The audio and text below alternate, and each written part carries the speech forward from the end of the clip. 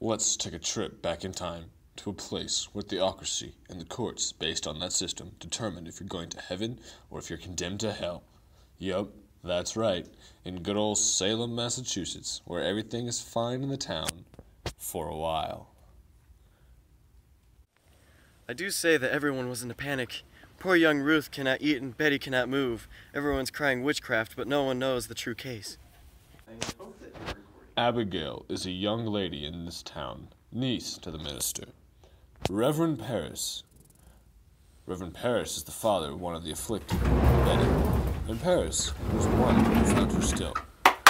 Abigail was nervous at this time because she knows a dark secret that the girls in this town want to keep behind closed doors. It was a harmless dancing was all, but then after I knew that everyone was against me, I blamed it upon our servant girl of Barbados. I screamed to them, I never called him Tituba Tituba. Abigail had started a lie that spread throughout the town. She stirred up those close to her, condemning the innocent, leading anyone to their deaths. Her actions were guiding death, leading those accused to the gallows. Abigail was a kind girl, but had a strength that drove her while my wife lay ill. Abigail was there to lend a hand and hold the household together. That girl, a hidden temptress, led me to my desires that betrayed my beliefs. That harlot started to break apart and drive me from my family. Once my wife was accused by her lies had gone beyond just her fixation of me. Abigail, still in love with John, believed that he came to embrace her and that he would show his appreciation of what she had done to get to this point.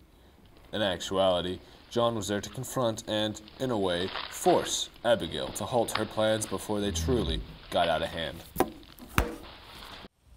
Why, John, why did you not come to see me to embrace all that I've been through, that I truly love you with my entire being, and I will do anything to be with you? I'm a married man, Abigail. What we had was nothing but a stallion's promise. Nothing more and nothing less. Open your mind to the Lord, and he will guide you back on path. Your actions resemble that of a blinded harlot, insane and contemptible, out to capture me by any means possible.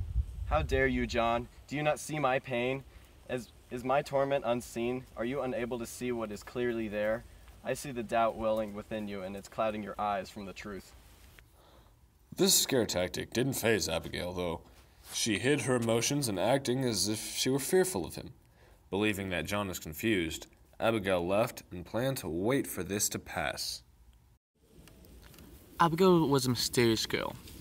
She was headstrong, but kind and listened well.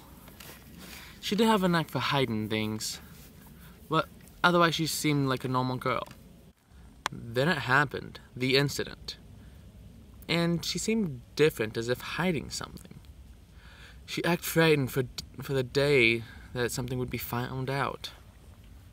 She also developed a strong influence over the other girls, though they followed her as if she was a tyrant over them, fearing to step out of line.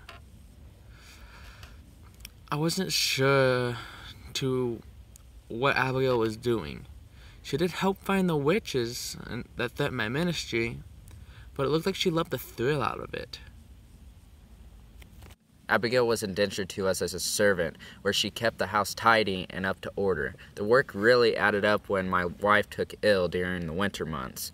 She started to get closer and closer to me. This caused a coldness in the house, a wedge between my wife and I.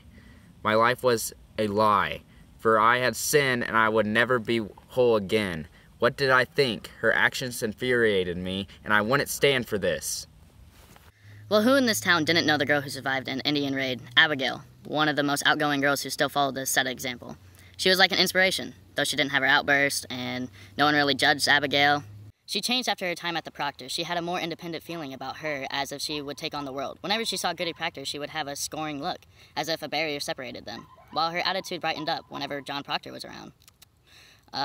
Horrifyingly enough, I wasn't under Abigail's control like the others were. Mrs. Proctor was accused. I testified against Abigail, saying that I never saw Goody Proctor. I wanted to protect Mrs. Proctor, but Abigail's manipulation of the others was too strong.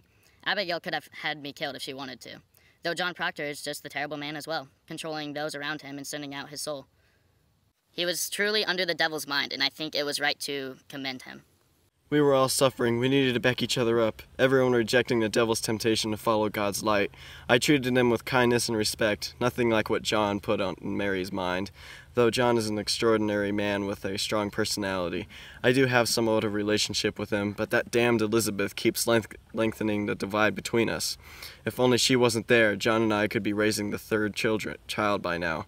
What overall plan are you saying that my involvement in trials is based on a motive? How dare you accuse me of such trickery? Suffering is no joke, and witchcraft is all about these demonic beings. Those conniving witches have plagued us far too long. I just wish that John had been safe from the devil's grasp, that he would truly have been happy. Abigail's reputation was found to be a mixture of things, no one truly knowing the truth of the matter, except for those in the inner circles. Though she hid the fact, her true intention was to be with John Proctor, which turned upside down during the dreadful trial.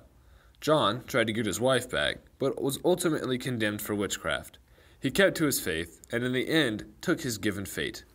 Abigail failed at her attempt to rescue John, and is now rumored to be seen around Boston, getting by as a streetwalker, or a low-ranking courtesan, betraying the faith she lived with, and those close to her.